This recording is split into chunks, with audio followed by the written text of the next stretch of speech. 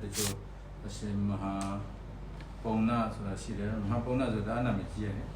马哈邦纳就啊，偏太多了，说现在那不得了，就啊，别那马哈邦纳呢，丢了是大标了，免费，对呀，免费不没了都，哎呀的，就是阿里不得了，就啊，毕业新的嘛子咯，就啊，这个毕业新的咯，毕业呢不得了，免那新的了，新的不得，比如毕业。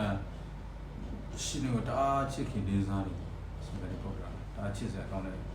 这个嘛哈，一个当我家己。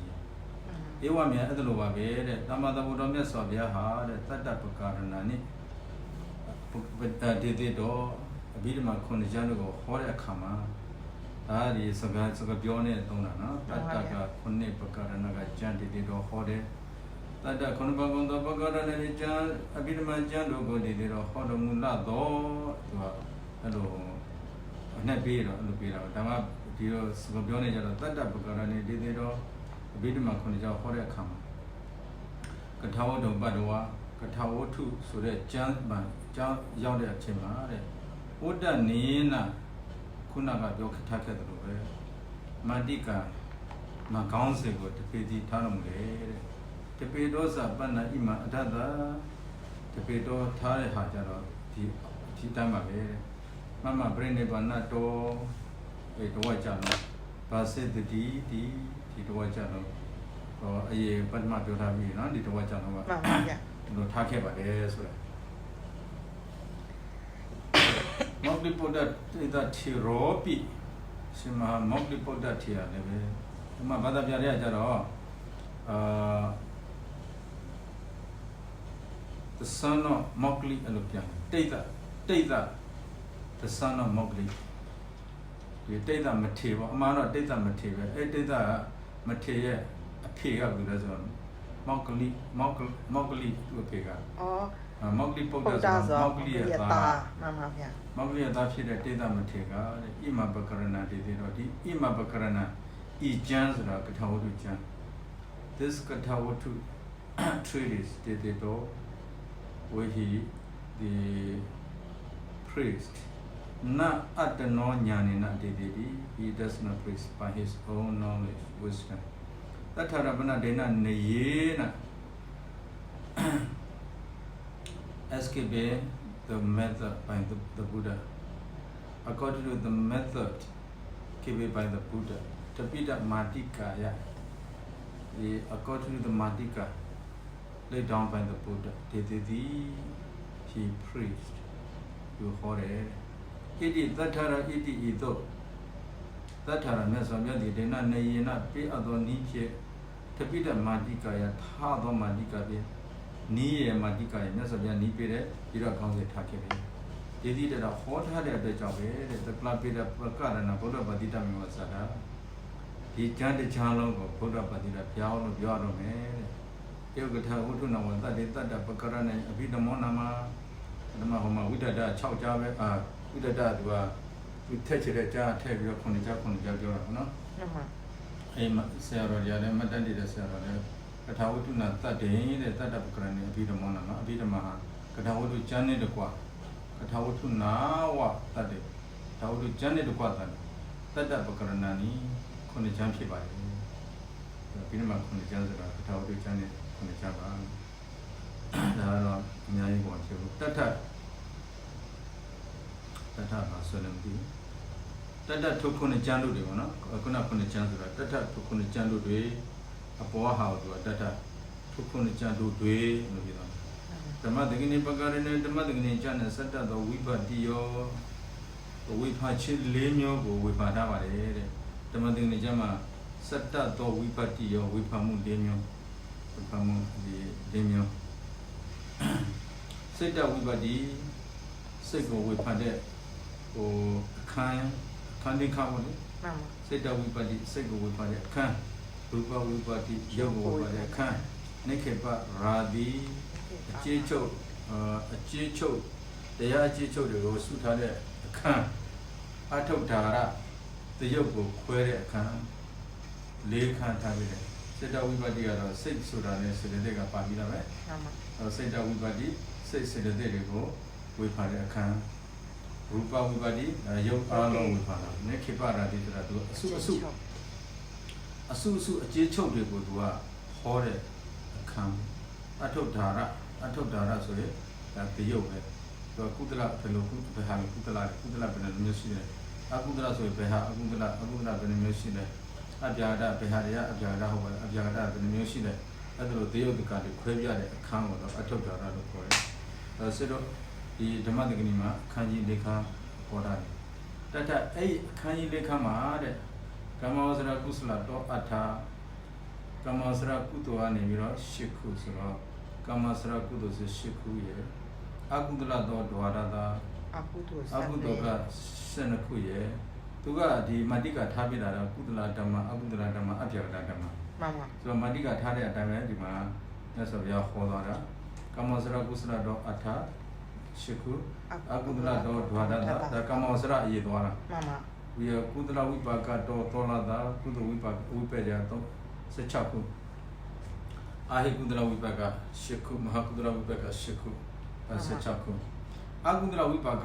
တော့တတ္တအကုသလဝိပေဆိုတော့အာဟိဝိပေလေ9ခုပေါ့ကရိယာတော့ဧကတတဒါကမ္မဝဆာနဲ့ပတ်သက်ကရိယာကာမကရိယာ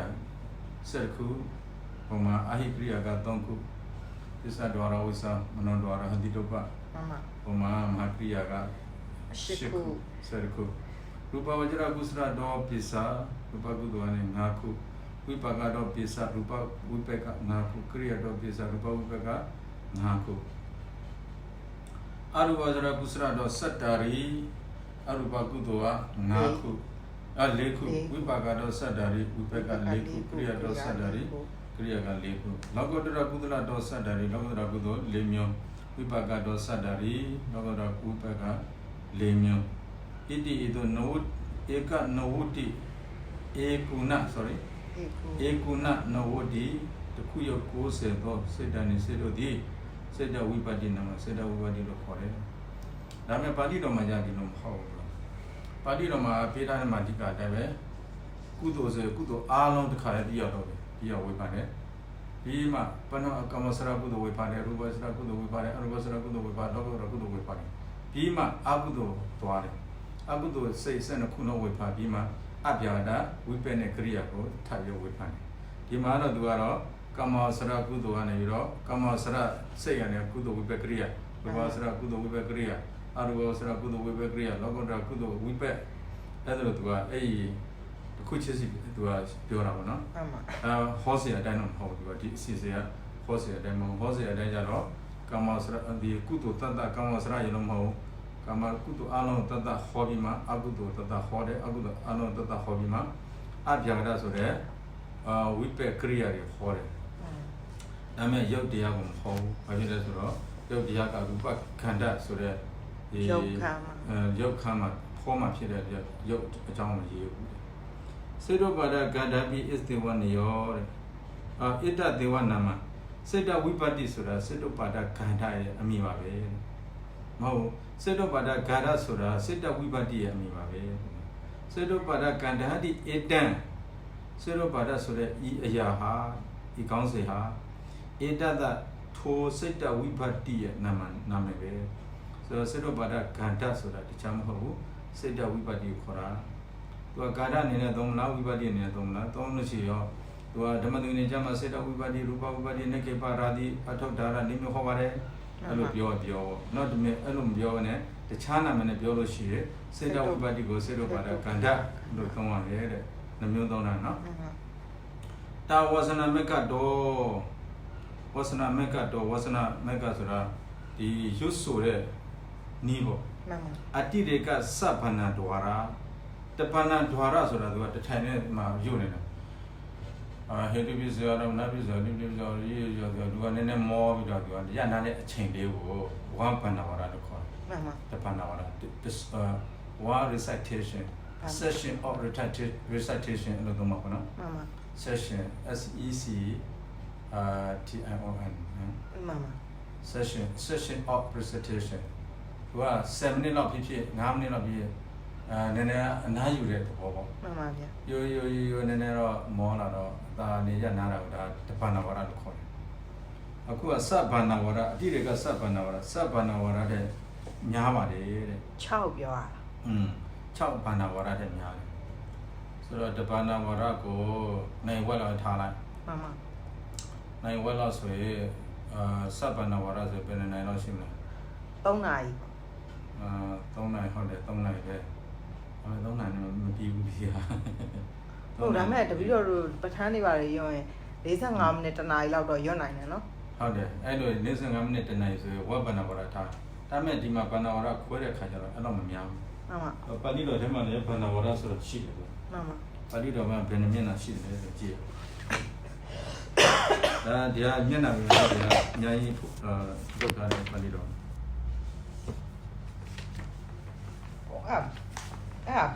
ဘယ်နားမှာဝမ်းဘာနာဝါရဖြစ်လဲဆိုတပည့်တော်တို့ကဘယ်လိုသိရ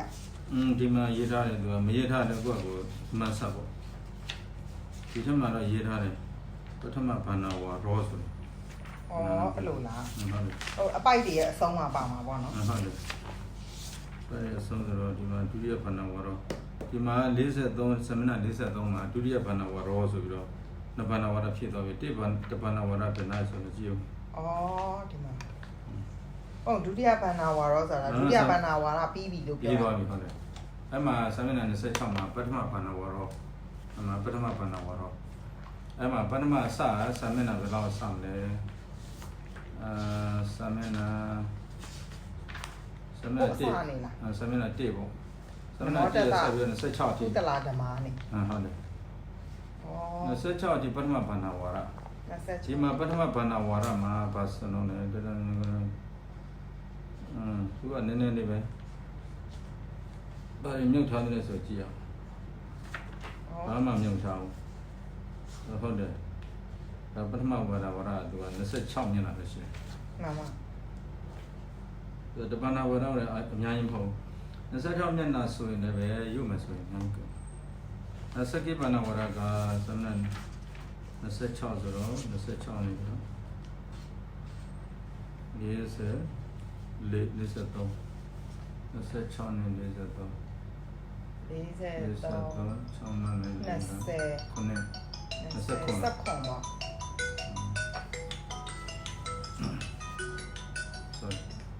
ဘာနာဝါရဘာနာဝါရရောက်သွားပြီသူကဘာနာဝါရတဘာနာဝါရနဘာနာဝါရအတိတွေကစဘာနာဝါရဆိုတော့သူကဘယ်လောက်ပို့တလဲဆိုတာမပါဘူးဝိထာရပမာဏဝိထာရိယမာဏတကယ်တော့ချက်လိုက်မယ်ဆိုဒီမှာအစာအုပ်သေးသေးလေးနော်မှန်ပါတကယ်လို့ချက်လိုက်ဆိုဒီစာအုပ်9အောင်လို့ရှိတယ်ဒီထဲမှာလေမှန်ပါ9အုပ်တော့ကပ်ပါမလားမသိဘူးနောက်ကြတွေ့မှာပါဟုတ်ဒီအတိတွေကစဘာနာဝါရဆိုတာ6ဘာနာဝါရပဲဆိုတာဒီဓမ္မသင်္ကန်းအတိတွေကဆိုတာကျော်လို့နော်6ဘာနာဝါရတဲ့ကျော်လို့တယ်တဲ့ဆိုတော့ဘယ်တော့ကျော်လို့လဲမသိဘူးဒါနမကျင်းမကျူးကျင်းမကျူးနေတာမှန်ပါဗျာမကျင်းမကျတာကိုသူကပထမတစ်ချိန်တစ်ခုပဲသူကပြတယ် မှစေတသိက်နဲ့ပတ်သက်လို့ရှိရင်မြတ်စွာဘုရားထက်ခါတက်ကဟောတယ်ဒီမှာပထမဘာနာဝရမှာစေတသိက်တစ်လုံးစီအတိပ္ပယ်သူခေါ်တယ်လေအဝိခေပေါ်လို့ပါတယ်ဖြစ်နိုင်တဲ့ဓမ္မတွေသူကပထမမဟာကုသိုလ်စိတ်ပေါ်သူကအမှားတော့ဒီပထမဘာနာဝရပထမမဟာကုသိုလ်စိတ်ဟောတဲ့အခါမှာကျတော့ဒီစိတ်ရပါယုံပြီးလို့ဖြစ်လာတဲ့ဒီစိတ်ဖြစ်တဲ့အခါဗာတရားတွေဖြစ်လာတဲ့ဖြစ်လာတဲ့တရားတွေအကုန်လုံးဝေဖန်တယ်ဝေဖန်ပြီးမှတခါတည်းအဲ့တရားတွေကိုထားပြီးတော့ဒီအတိပ္ပယ်ဆိုတဲ့ဒီဘက်စီမှာဒီဘက်လာပြီးတော့ထားပြီးတော့အကျယ်ချစ်တယ်အဲ့ဒါကဒီပထမဘာနာဝရဒုတိယဘာနာဝရလောက်ပဲသူကအဲ့လိုချစ်တယ်ကြားတဲ့ဘာနာဝရကျတော့အမှားတော့ဒီတိုင်းပဲရေးရမှာမရေးဘဲနဲ့တခါတည်းအကုန်ပြေလာထိုးတာဒီပါဠိတော်လေဒီပါဠိတော်တကယ်လို့ပြေလာမထိုးဘဲနဲ့ရေးတော့ဒါတော့9 6လောက်ရှိမှာပေါ့အဲ့ဒါတော့မှတွေ့မယ်နော်ဒီမှာတော့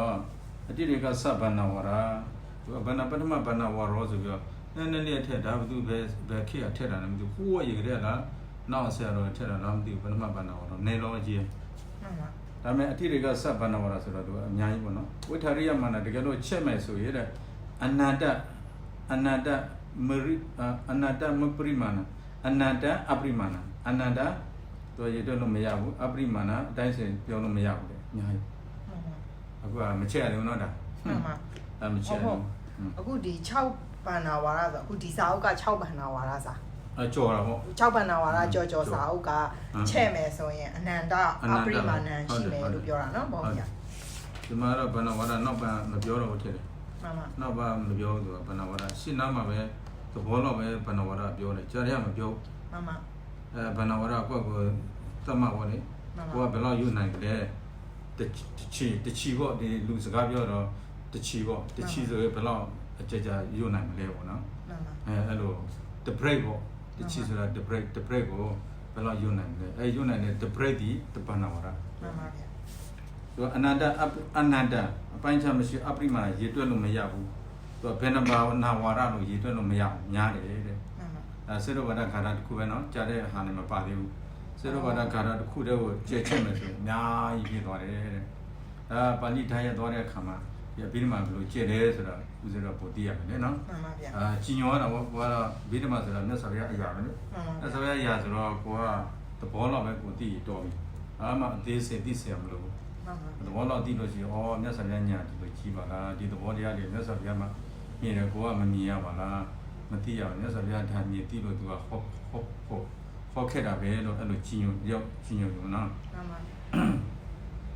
တဒနန္ဒရာအဲ့စေတောပါဒကာဓဓမ္မမောစိတ်တဝိပတ္တိရဲ့အခြားမဲ့မှာတန်အနန္တရာနော်ဧကဝိဒေနဒုဝိဒေနတိအာဓိနာနေနာမတိကထဘေတော်ဝါဧကဝိဒေနဒုဝိဒေနစတိဘေမတိကထားပြီးတော့ဝိထာရေနဝိပစိတ်တော်ဝါအကျဲဝိထာရေနအကျဲပြီးဝိစေတော်ဝိဖာ၍ဓာတိတပြတ်အပ်သောဒီဆက်ရှင်ပေါ်နော်ပြတ်သောအခန်းသည်ရူပဝိပတ္တိနာမှာရူပဝိပတ္တိလို့ခေါ်တယ်။ဒီပိုင်းရောက်လို့ရှိရင်ဒီမှာစိတ်တော့ပါတာပြီးရုပ်ခန္ဓာလာမယ်။ရူပဝိပတ္တိကစာမျက်နှာဘယ်ဆမ်းလဲဆိုတော့ဒီစာမျက်နှာ145မှာဆမ်းတယ်။မှန်ရူပခန္ဓာ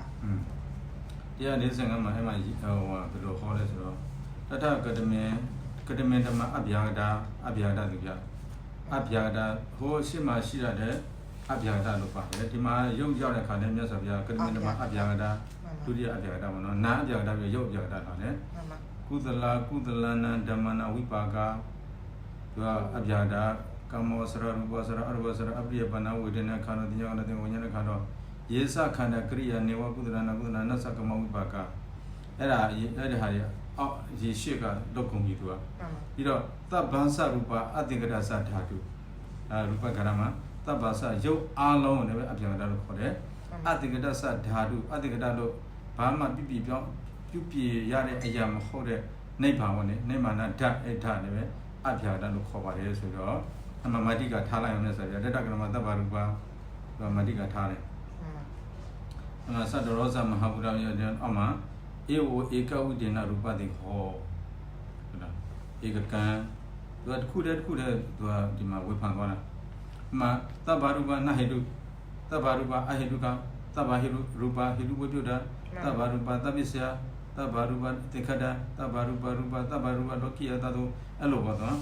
အဲ့လိုတစ်ခုတည်းဝေဖန်တဲ့ဟာ နောက်နှစ်ခုဝေဖန်တယ်သုံးခုဝေဖန်တယ်အဲ့လိုဝေဖန်တာသူကဧကဝိဒဒုတိယဝိဒအဲ့လိုသွားတာဟုတ်အဲ့လို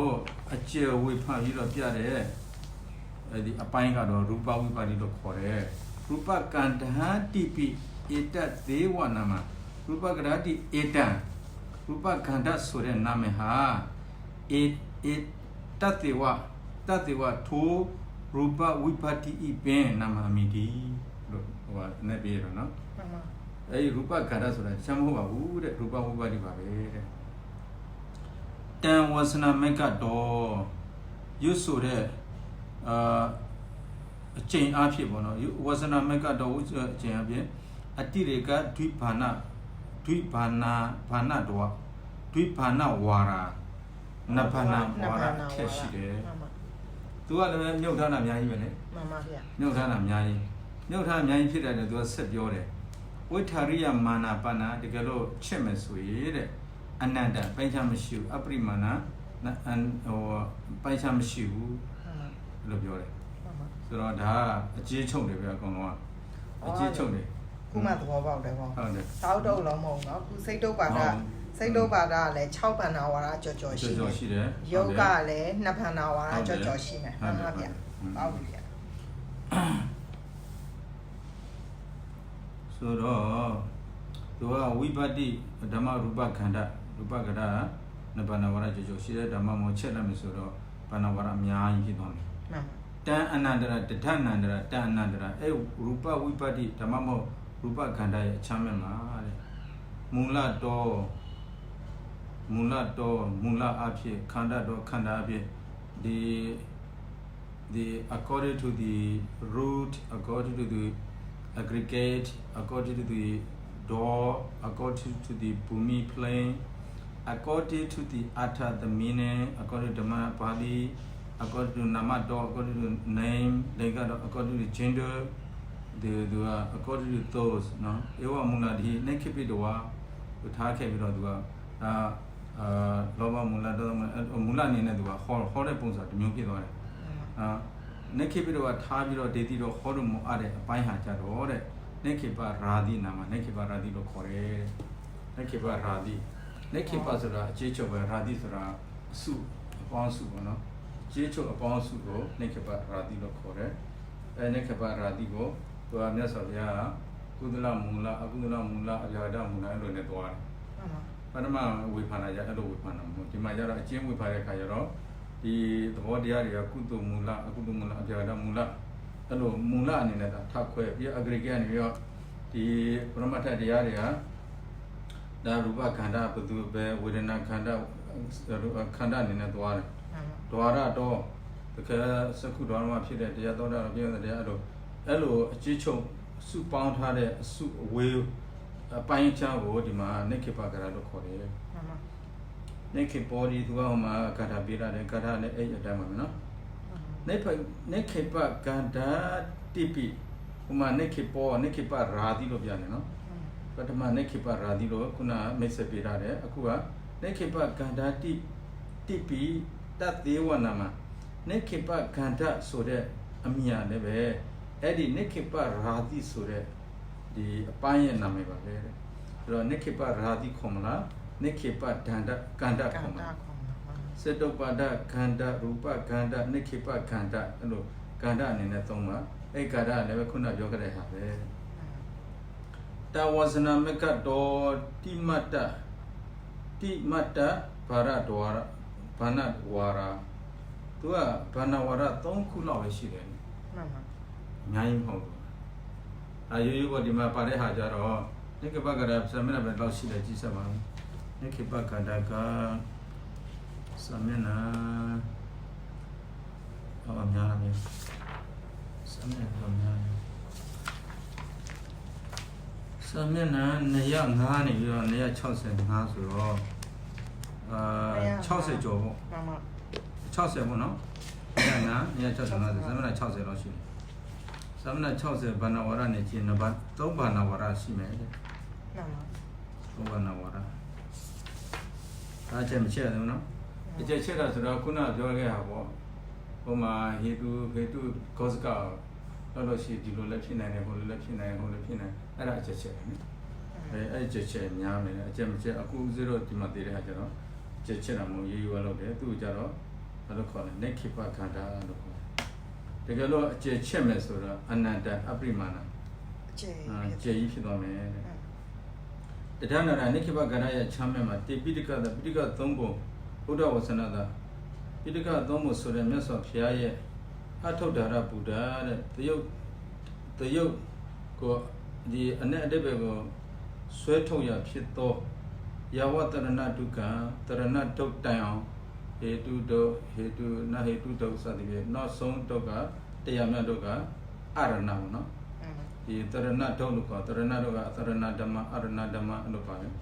နိခရထားအပ်တဲ့ဟာဒီတဲ့အထကရာခန္ဓာနာမှာအထကရာခန္ဓာလို့ခေါ်တယ်သူကတော့ဒီမှာပြောထားတာဟောဖြစ်တယ်မတူဘူးသူကအထုဒ္ဓါရဗုဒ္ဓဟိုပထမသူစပြောတာက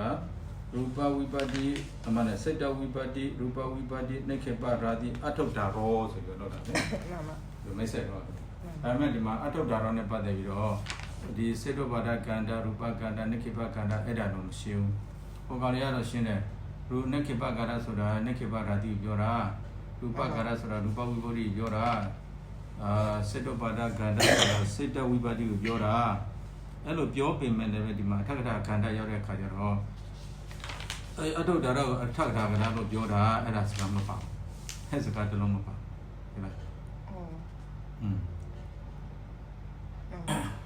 တွေ့လားတွေ့ပါတယ်အထကထာခန္ဓာနာမှာယထာတဲ့မဟာပကရဏီယဘေခုမဟာပကရဏီကရဏစာရအတ္တလက်ခန္တောကရဏစာရတမနေတိတဲ့ယတောမဟာကရဏီယတောမဟာကရဏီယဘေခုမဟာပကရဏီကရဏစာရဒါဘာပြောလဲမဟာပကရဏီယဘေခုရအတွက်များစွာသောယဟန်တွေဟာတဲ့မဟာပကရဏီကရဏစာရအတ္တလက်ခေတောမဟာကရဏဆိုတဲ့ဒီကျမ်းကြီးကိုမဟာပကရဏဆိုတာကျမ်းအကြီးကြီးပေါ့ကရဏဆိုတာရေတွက်ချိုအတ္တနဲ့ကတော့မစွမ်းနိုင်တဲ့အတွက်ကြောင့်ကရဏစာရတမနိတိ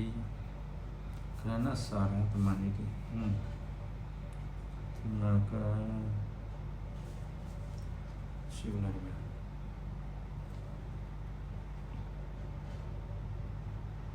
အစံနိတိ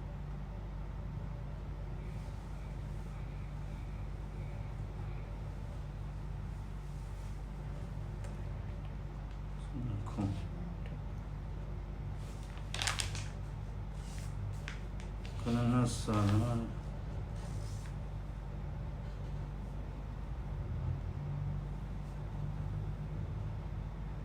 သူများဒီကိုဖြစ်ကောင်းပြီမဟာပကရဏီဘေကမဟာပကရဏီကရဏစာရအတ္တလက်ခန္တောရေတွက်ကဏတိချာနဲ့ရေတွက်တာမရေတွက်နိုင်တဲ့အတွက်ကြောင့်တဲ့ကဏတိချာကိုသူမြတ်ဒီကိုပြုကြတယ်တဲ့ကဏတိချာကြတူတော့လောက်လေထင်တယ်သူကဏတိချာမရေတွက်နိုင်ဘူးလေကဏတိချာများတယ်မဟာပကရဏီယတပဋ္ဌာန်းချမဟာပကရဏီယယတောမဟာပကရဏီယဘေခုမဟာကရဏစရအတ္တနခန္ဓာကရဏစရတမနိတိသူကကဏတိချာတအားများတယ်ကြတော့ကဏတိချာနဲ့ပတ်သက်တာကိုသူကသူမြတ်ဒီကိုလုတ်တယ်တဲ့အတူထားတာကိုကဏတိချာကိုအတူထားတယ်တိချာတအားများလို့တိချာမြင်တွေ့နိုင်လို့တာဝဇနာမက္ကတောဘစနာမက္ကတောပို့ချတဲ့အစဉ်ဒါမှမဟုတ်ရုပ်ဖတ်တဲ့အစဉ်သိယူတဲ့အစဉ်အဖြစ်တဲ့ဒီမတ္တနိဗ္ဗာန်ဝရမတ္တဆိုတာမြတ်လောက်ဒီမတ္တဆိုတော့နိမြတ်လောက်နိဗ္ဗာန်ဝရမြတ်လောက်ရှိတယ်ဝတ္တရိယမာနပဏအနာတအပရိမာဏအနာတရတဲ့လို့များအပရိမာဏရတဲ့လို့များဦးတယ်အဲ့ဒီအထကထာကဏ္ဍကလည်းပဲဒါအကျဉ်းချုပ်နေပဲလေ